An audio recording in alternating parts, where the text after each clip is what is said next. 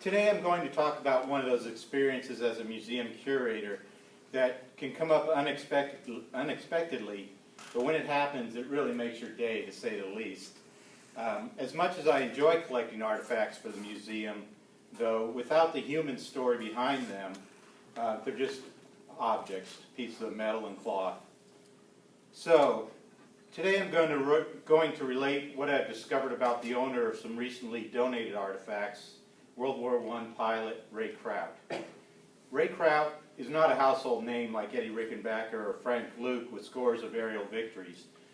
Ray, like many other young men in the Air Service, flew a two-seat observation aircraft, doing what was probably the most significant contribution of air power in that war, reconnaissance and artillery spotting. Now, in talking about Ray, I'm very happy to have in the audience today Ray's niece here in the front row, Jean Kraut Haverly, her two sons, Kent and Craig's wife, Kristen. I'm glad they can make it down here for this talk. Unfortunately, Ray Kraut's daughter, who donated these items I'm going to be talking about, who is also named Ray, it gets a little confusing, but her name is spelled R-A-E instead of R-A-Y. And her husband, Bob, couldn't be here today. So, this all started back in February of this year when I received a message on my phone from a gentleman named Bob Muller stating that his wife's father, Ray Kraut, had been a fighter pilot in the 102nd Squadron during World War I, and they wished to donate a machine gun he had acquired during the war. Now, no disrespect to Bob, but over the years I've become a little skeptical on initial contact of claims by donors because I know over 100 years that family memories can become clouded about what a relative did during the war. Artifacts that were thought to belong to a relative can be from a different time period. So after containing my initial excitement, I responded to Bob and asked for pictures of the machine gun. For some reason at this time I had it in my mind that it was either a Marlin or a Vickers with its association with the U.S. pilot. I then began my own research to verify that Ray Kraut had actually been a pilot during the war. And I started, of course, with Sloan's book, Wings of Honor. A quick check of the index, and there was indeed a Ray Kraut with 2 entries in the book. Now, so it might be hard for you to see. I wasn't sure how this was going to look, but take my word for it, Ray Kraut's on there. The first is a list of U.S. pilots that had been trained by the British. The book explained that there were some distinct groups of trainees that were trained by the British, and then there were these so-called casual officers who had been assigned piecemeal to British training. It also lists the squadron to which he was later assigned, the 135th. The second listing showed him on the roster of the 135th Observation Squadron. So while not a fighter pilot, as they thought, he had served operationally on DH-4s as an observation pilot. This led me to pick up a history of the squadron, which I have here, the history of the 135th Aero Squadron, by a man named Percival Hart, who had been chief observer in the squadron, earned the DFC, and as it turned out, was a lifelong friend of Ray Kraut's. This is Percival Hart there. And when I first received the book, I was kind of floored to open up the book to see on the first page that Hart had dedicated this book to Ray Kraut. John Barrett here also later made known to me this other book, History of the 135th, The Hawks That Guided the Guns, by another squadron member, Lawrence Smart. And lastly, I did a quick internet search, and that revealed that Ray had served in the 102nd Squadron of the Aviation element of the New York National Guard after the war. So this was where the confusion in the squadron numbers had come from. So with this knowledge, I was prepared when Bob and Ray sent me the photos of the gun, but the pictures would surprise me. So what you see here, what they were offering was not an American gun, but a German aircraft machine gun. And this was not the later MG08-15 gun, but an early 1916 dated MG08 that had been converted to air cooling for aircraft use. And it's one thing I like about these meetings is there's all these connections. So Charlie's talk on that gun, that is the only other MG08 we had in the collection, has a very important connection, but damaged. Here we had a almost perfect condition one being offered to us. So the decision to acquire this was a no-brainer. And as I was preparing the paperwork to propose this acquisition to our collections committee, I received another message from the Mullers saying that they also had Ray's uniform. And would I like that too? Again, after picking myself up off the floor, with the deadline for submitting my paperwork that very day, I quickly agreed, even though there was a possibility this uniform was from Ray's post-war service. And there's the uniform. Initially I was disappointed, thought maybe this was a post-war uniform, but quickly determined that no, this was his wartime uniform, and I'll talk a little bit about that, how I figured that out at the end of the talk. So, as Carl mentioned, we took a trip to New Jersey. After this was approved by all the appropriate museum people, Carl and I went to New Jersey to collect the objects. So here's Bob, Ray Kraut's daughter in the middle, with Carl doing his best Clint Eastwood there. Actually, I asked him to pose after he had already taken his gloves off, and he was trying not to touch the gun with his bare hands. That's why he was posing like that. So, who was Ray Kraut? Well, as you can see on his birth certificate kindly provided by his daughter, he was born Ray Worrell Kraut on July 23rd, 1895, in Newark, New Jersey. He was the third of an eventual 6 children, 4 of whom lived past infancy. His father was Eli Kraut, who was born in Pennsylvania and was a match case maker by trade, and I find out a little more than that, he was a jeweler from his niece. And his mother was Sarah from Nova Scotia. Let's see if there was anything else interesting on that. Oh, somebody at some point had listed all the children, and for Jean's information, Jean's father was Frank here. There was a Lewis who died young, and went to Ray, Ruth, can't read the name, also died. Looks like Rodney. Rodney died young, and then Halsey. Oh, I forgot. Yeah, that's it. Anyway.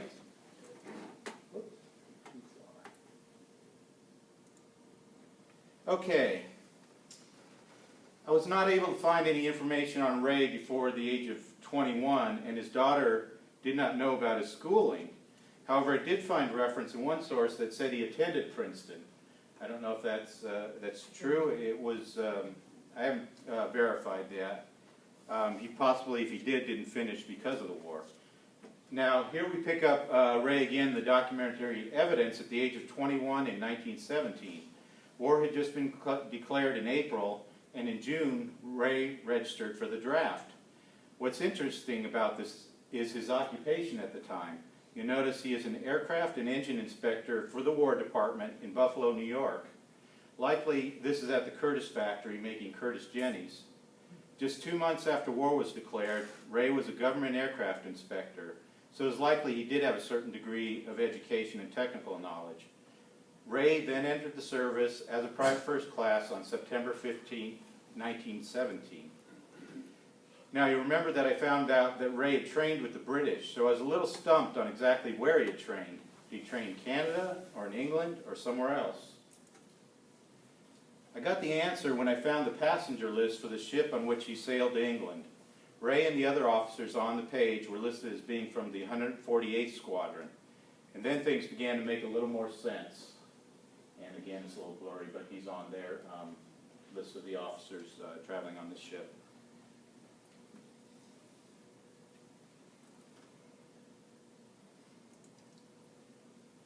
So, this squadron would become to be known as the 148th American Squadron because it would serve under the Royal Air Force flying Sopwith Camels, as you see here. Now, this was after Ray's time in the squadron, but the squadron had a previous association with the British that included Ray. There's the squadron insignia. The 148th was formed on November 11th, 1917 at Kelly Field, San Antonio, Texas. At the time, the squadron consisted mostly of the enlisted ground crews, and the next day they were sent to 3 Royal Flying Corps fields surrounding Fort Worth, something I wasn't familiar with, for instruction by the British. On January 24th, 1918, the squadron was reunited at Hicks Field to the north of Fort Worth, and several flying cadets were attached to the squadron.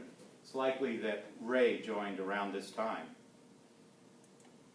The squadron was equipped with Curtiss J and Fort Jennings, and here's one used for student training in Texas at the time, but likely from a different squadron. I apologize for the bad quality of that picture.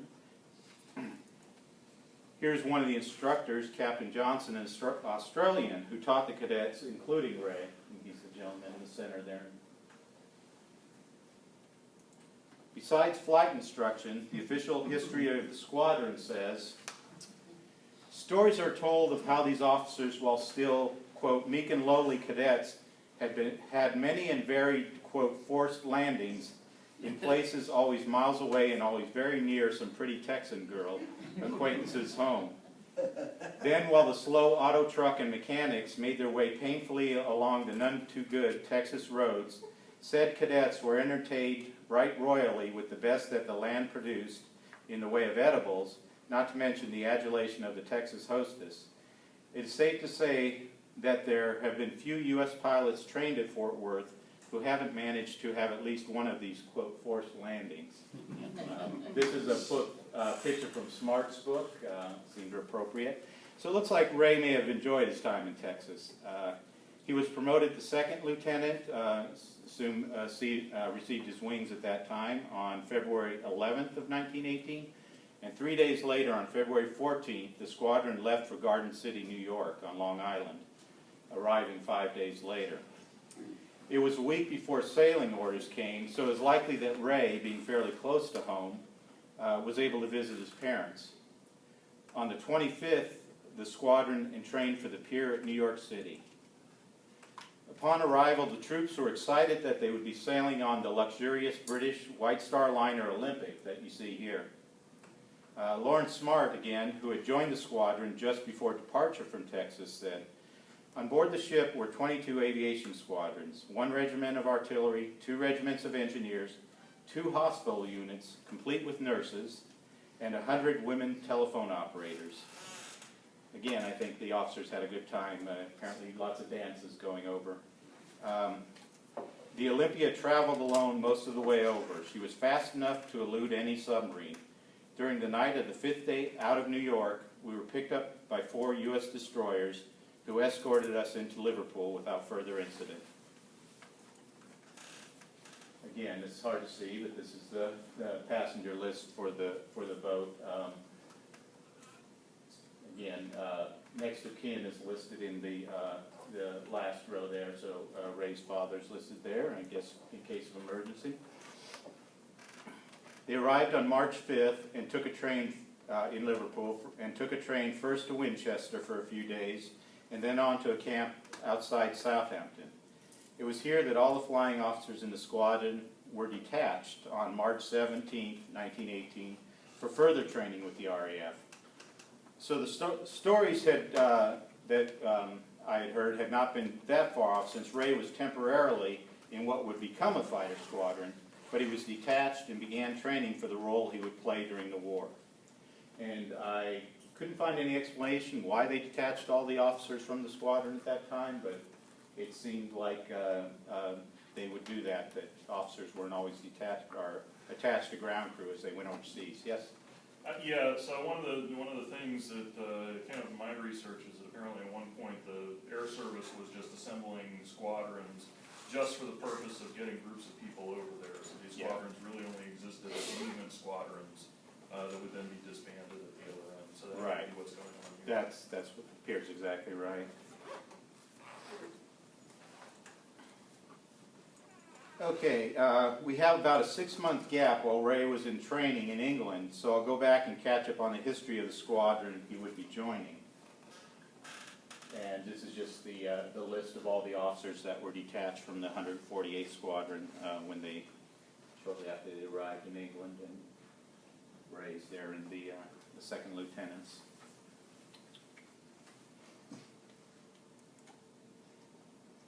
Okay, the 135th Squadron was formed at Rockwell Field in San Diego from veteran Army personnel. Again, it was first formed around the enlisted ground personnel without flying officers, but in their case, they would be in France before the flyers joined them. The squadron sailed for Liverpool in December of 1917, and along the way was diverted to Glasgow, Scotland, where they arrived on New Year's Eve. The ground crews trained in England, where they became quite proficient. But when they arrived at the American base at Issoudun, France, on July 2nd, 1918, they were given the most menial tasks. It seems that there was a prejudice in the American Army against those trained under the British. This extended to the pilots, who were looked down on by those trained under the American instructors who had copied the French system of instruction.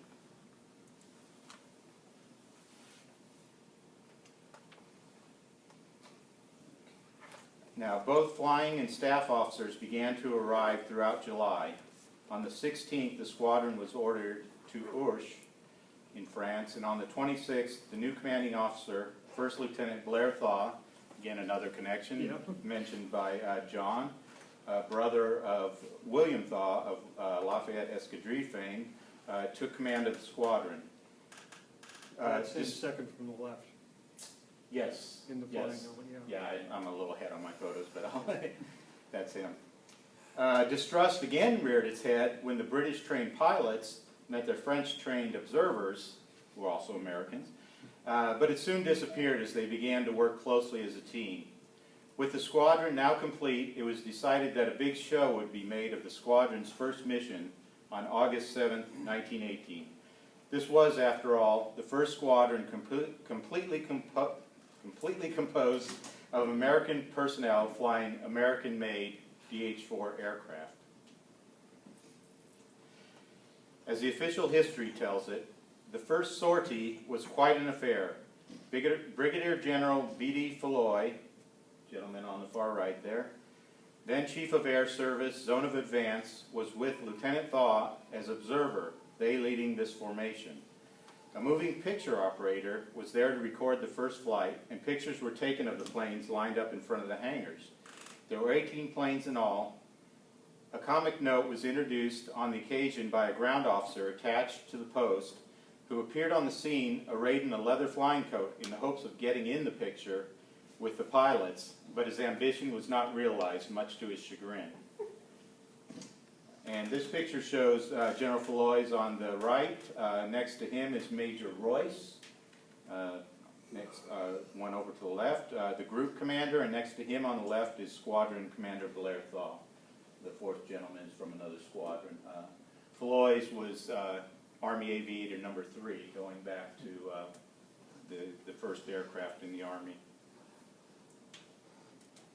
And here's that picture of the pilots all lined up. I guess the ground officer didn't make it in. And there's the picture of all the DH-4s lined up to make this grand sortie for the cameras. This sortie, here's the official history of the sortie. This sortie did not go over the enemy lines, for the planes only flew as far as Nancy. However, all of them performed very well in the air, and the pilots and observers returned to the aerodrome after being up over an hour and were highly enthusiastic over the machines and were confident that the, quote, Liberty would prove itself to be the best observation machine. When you've got the Chief of the Air Service flying with you, you don't go over the enemy lines. Lawrence Smart, who wrote this other history, would tend to be a little more somewhat sarcastic about his comments, and here's his take. I'm afraid this was not a very auspicious occasion for the press. We did not engage in mortal combat, strafe any trenches, nor did we encounter Archie. We did, however, fly in the meanest kind of weather with an erratic magnetic compass, an airspeed indicator, and an altimeter as our only flight instruments. We considered ourselves fortunate to come through without running into any of our own comrades.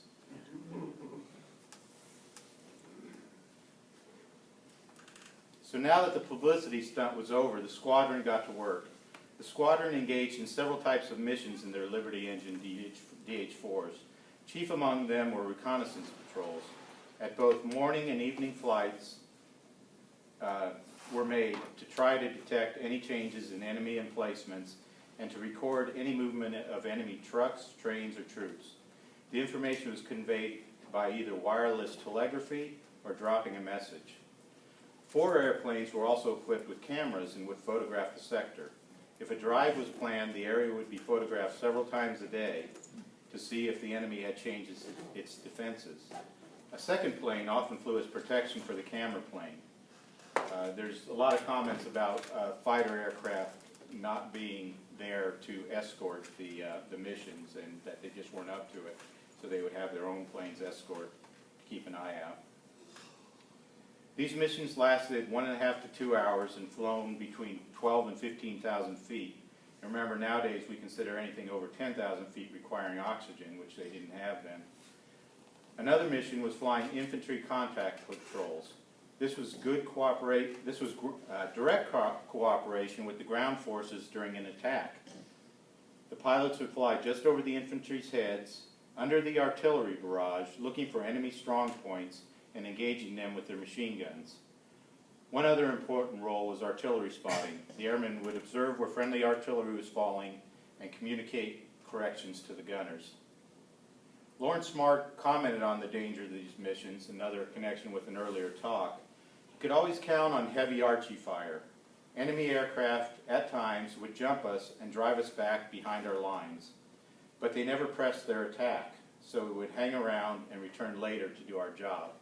Again, with John's comments, they didn't like to fight back over the Allied lines, so it seems that anti-aircraft was more of a problem for these reconnaissance pilots than enemy fighters. And at this time of the war, I'm sure the German fighters were somewhat pressed. That was an early picture of one of the 135th DH-4s. Here's a later one. They tended to be painted this light color, and it was in September before a member of the squadron cut the stencils for to paint the squadron insignia on the side. And of course, it was the Statue of Liberty for the Liberty Engine DH-4s, All-American. Okay, so the threads of our story now come together. A little more than a month after the squadron became operational, Ray Kraut arrived at the 135th on September 18, 1918. Lawrence Smart, who knew Ray from the 148th, commented, "What a happy feeling to see him again. I knew his ability as a pilot was unexcelled, and was sure that he would make a memorable contribution to our squadron. He lived up to all my expectations, aggressive, cool, calculating, and fearless in all situations." And there is Ray with his ground crew. One of the few pictures I've been able to find so far of Ray standing in the center there. When I first saw this picture, I wondered if the propeller had been cut off, but the tips are actually painted white and they just kind of disappear. And you can see the condition of the field there. Nice day. After kicking off the Meuse-Argonne offensive, the squadron moved to Toul to the east of Nancy on the 29th of September. Ray would be in the thick of the fighting from now until the end of the war. The brutality of the air war is reflected in his description of the use of incendiary bullets. I've heard stories of the Germans illegally using incendiary bullets. Here's Ray's take on it. The psychology of this incendiary bullet business is very funny. The first week you are up at the front, you are determined to be a good sportsman and carry nothing but straight ball and tracer, regardless of what the boss uses. Pretty soon you go over the lines and get a couple of Huns on your tail, and you come home and put incendiaries in one gun, about 1 to 5. Next week you get into a little more trouble and you increase your incendiaries to 1 in every 3. Then you go out some fine morning, get some Bosch after you, and see these flaming feathers go shooting by, and you come home and load up with incendiaries. I started out a good sportsman, and for about a week carried nothing but straight ball and tracer. I finished by carrying one gun of solid incendiaries. Unfortunate accidents were a part of daily life in the squadron. On October 8th, Ray returned from a mission with one of his guns jammed. He reported to his armorer what had happened and went in to report about the mission in the shack. As he was coming out of the hut, he heard a gunshot and realized his mechanic had been shot. As he told it, he had put a ladder up in front of the machine and was undoing the radiator cap to fill the radiator with water. My armorer, who was still in the pilot's seat, had failed to clear the gun. He pressed the Bowden control, and the bullet caught my mechanic just under the elbow and came out through his shoulder. They took him to the hospital, and it is expected that he will lose the use of his arm.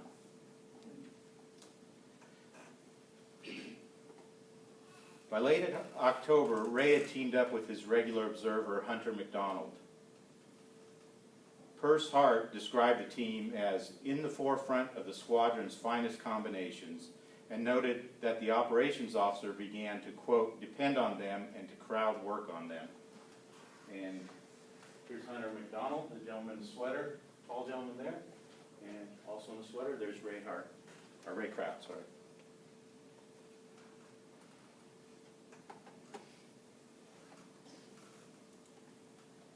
Can you flip back to that picture? Yeah. So the officer in the second from the left, Uh-huh. Yeah, you notice the tunic? yeah. Yeah. We'll talk about that later. Okay.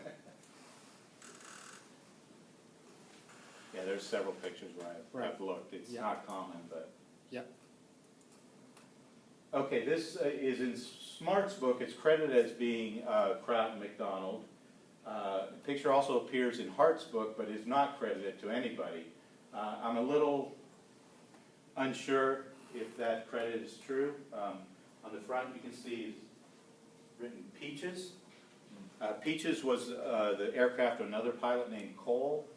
They could have been sitting in his aircraft just for this photo. This is early Photoshop, photo retouch. You can see it's probably sitting on the ground here.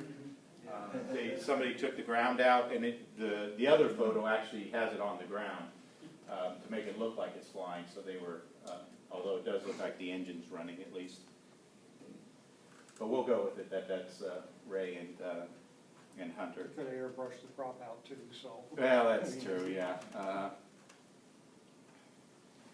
Okay, on October 22nd, Ray had to turn back from a photo mission because of engine trouble. A large cake of ice had formed on the radiator. It melted as they descended and broke loose, hitting McDonald and almost knocking him out. Some of the dangers of, I'll go through a couple of his missions here near the end of the war. On October 25th, after completing a photographic mission, Ray was asked to take up a visiting colonel, sort of a PR thing. We'll see what Ray had to say about that. When we got back to the field, they had some colonel out there who wanted to go on a photographic mission. So they sent me up again after photographs with half of the squadron as protection. Not so much to protect me as to protect this fool colonel. It was almost dark when we started, and it was impossible to get any pictures. We realized this when we started, so I took the formation up to 15,000 feet and kept them there for about 2 hours in an attempt to freeze the colonel to death. We finally came down so late that Cole and his observer, Nathan, got lost and landed just inside the French lines. When our friend the colonel got down, all he could do was to ask for a drink of liquor. We hope we won't have many more colonels to take up the mission.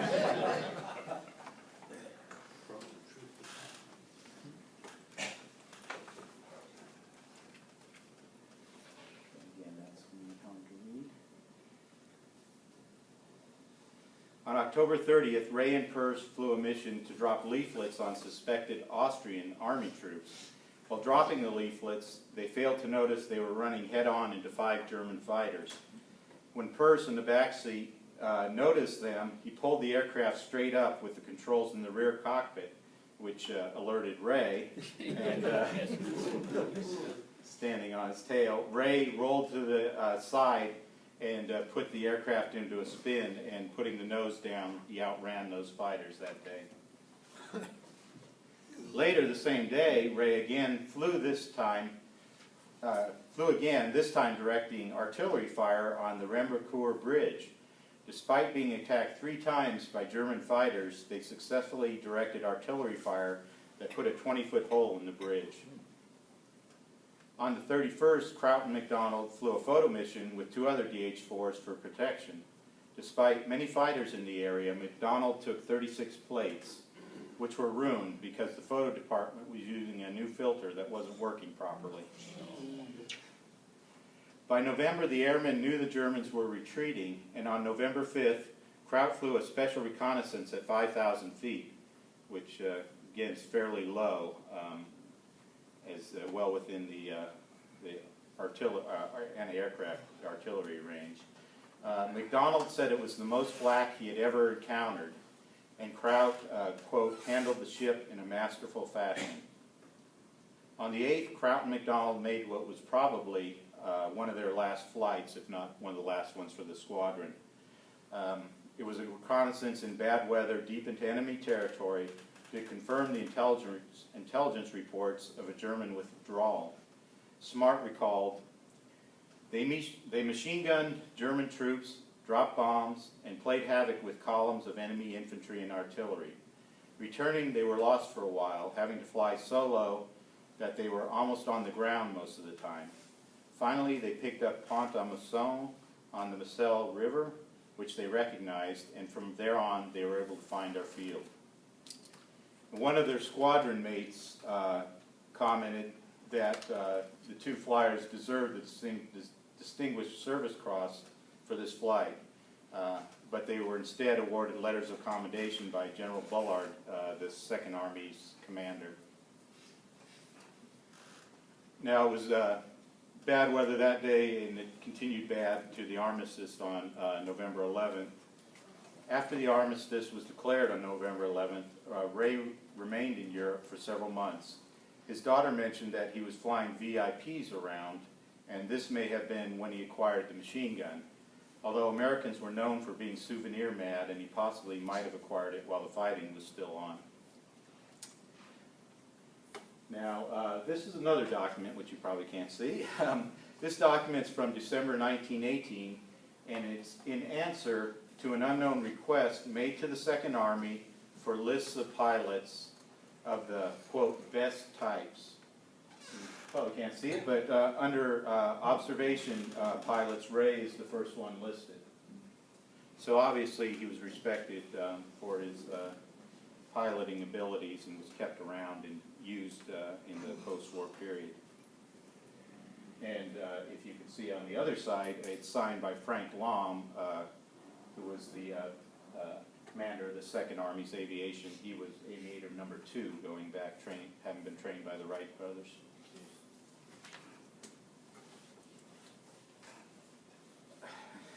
Ray would finally return to the U.S. on a liner Huron, leaving from the French city of Pauillac.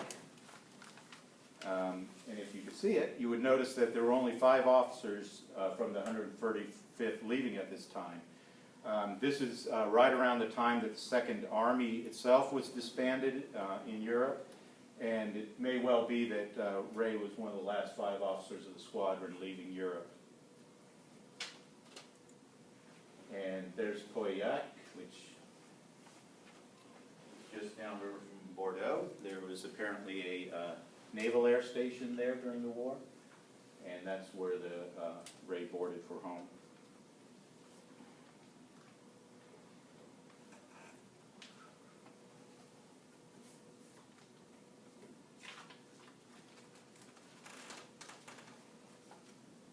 So Ray arrived home on May 6th and officially left the service on May 20th of 1919. Okay, that's Ray's wartime service.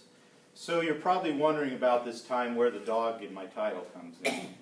Now, anyone who has studied aviators, and another connection with previous talks, know that they like their mascots, and especially their dogs. The 135th Squadron was no different and had at least one dog, as you can see in this picture down there in front, Puppy.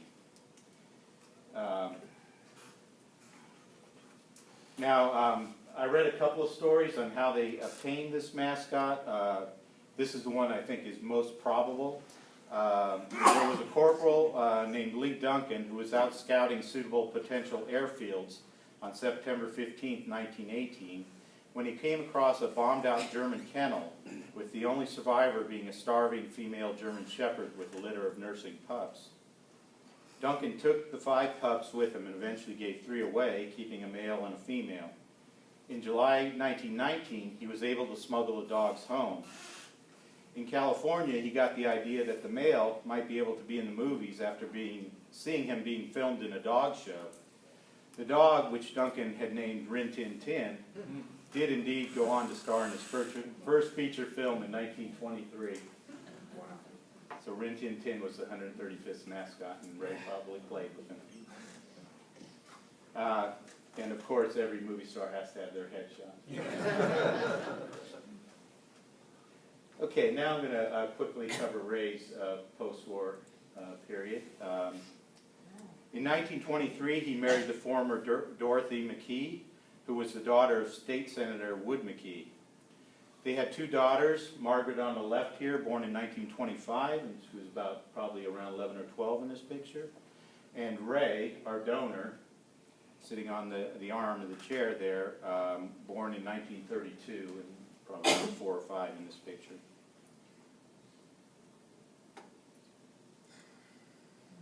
Now, Ray went on to work for the Charms Candy Company in Newark after the war, and with his mechanical ability, apparently was responsible for several patents for candy-making machines, one of which you can see here. And I'm not sure if that's readable, but you can see his name at the top. This one was actually issued after his death, I believe. In 1929, Ray joined the New York National Guard's Aviation Squadron, the 102nd. National Guard squadrons at this time were all observation squadrons. They were directly attached to the divisions. This would have been the 27th Division up in New York, and worked closely and were under the operational control of the National Guard divisions. This is a page from the Guard's 1938 annual report, and this is very interesting and very helpful because it details both his World War I service and his Guard service. And as you can see on the bottom entry, Ray died on November 13, 1938, at the age of 43. Right here. I assume they were using Air Corps, which was the term at the time this was written. It was not, of course, the Air Service when he was in World War I. Private first class, second lieutenant, date of he left the service. It was 10 years later, 1929, before he flew again. Whether he flew during those 10 years, I don't really know. Joined the squadron there and was killed in 1938. So Ray was flying in one of the squadron's 046A observation planes. This one is actually from his squadron, probably not the one that they were killed in, but you can see what type of plane it was. He was traveling to Nashville, Tennessee with a Princeton classmate and 95th Squadron 7 Victory ace Lansing Denny Holden, who had recently rejoined the 102nd after a career in Hollywood. Ray was going to meet his wartime observer, Hunter McDonald, in Nashville. They encountered unusual conditions of fog and driving rain 5 miles north of Sparta, Tennessee, and they crashed into a fog-shrouded hillside there. So the Princeton Alumni Weekly on 9 December 1938 reported, at Miller Field, the home field of the 102nd, Staten Island, on November 20th, after a salute had been fired and taps had been sounded, Denny's ashes and those of Captain Kraut were scattered over the sea.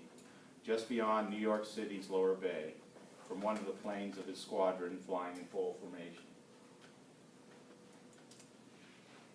So I'll leave the last words to his friend Hart, who wrote in his book about the day Ray joined the squadron. It was indeed a fortunate day when Ray Kraut was assigned to us. He was a skilled and daring pilot, as well as being a person of such charm and invincible integrity of character that it would be a serious omission not to state, in the sober retrospect of 20 years, that he was the most outstanding man amongst us. So that's my talk on Ray Kraut. Now we are going to go over and look at the objects donated.